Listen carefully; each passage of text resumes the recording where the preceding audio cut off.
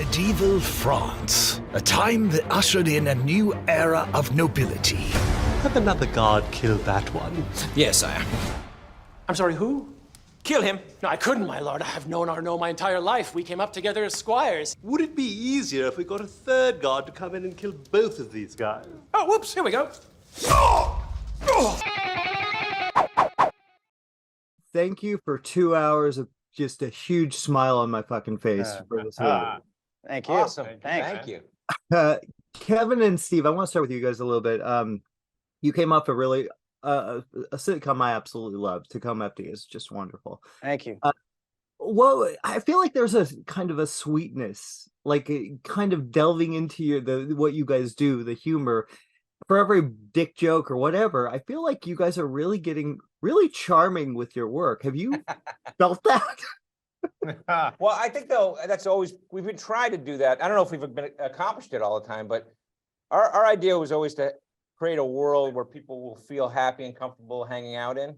Yeah. So it's kind of a little more good-natured, maybe. It's not really mean-spirited. So that was kind of always the intention. And I think, maybe we're getting better at it as we get older. It's also like we told a more traditional story.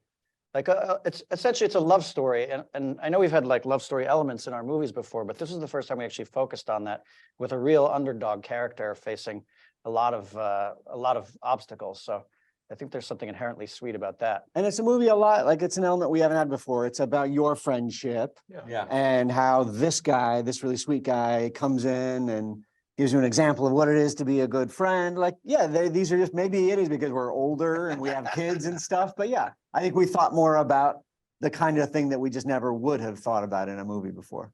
Well, yeah, because having kids makes you so we suddenly become soft, don't we? A little bit, just a little bit. Sure. A little more human. Yeah, a little more human. Yeah. No, I've got to ask because obviously I gotta say, Steve, of course, Quasi is a great character, but all these are such great characters. Everything. How do you guys choose? Okay, Eric, you're gonna do this one. Jay, I'm gonna do this one. How do you put them together and figure out what part you're going to play in this crazy world? Start with you, Jay, I guess. I mean, I think that, it's hard to look back and say anything else, but I feel like we gravitate towards certain parts. Like we're writing jokes for all the parts because we don't know who we're going to play yet. So I wrote Pope jokes and I wrote jokes for him and they wrote jokes for this character. And then at the end, you end up getting one of these big juicy roles and then you just sort of dive in. But I think in a weird way, it's sort of obvious who should play what part. Okay, fair enough.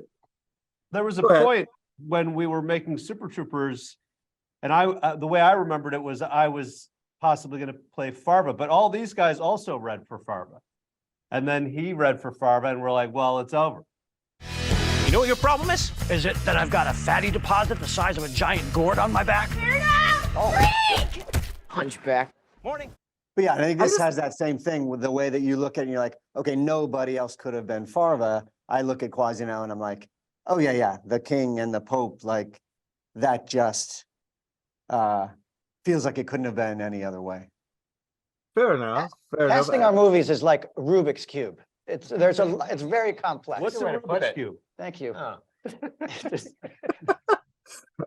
Well, you guys have such a great partnership. I mean, I've seen you guys grow throughout the years. And why Quasi? What was the appeal for this? I mean, whose idea was it? First, let's do Quasi. Let's do a historical epic film. Well, what actually happened was we wrote this script back in like 95 or something, back when we thought we were going to be more Monty Python.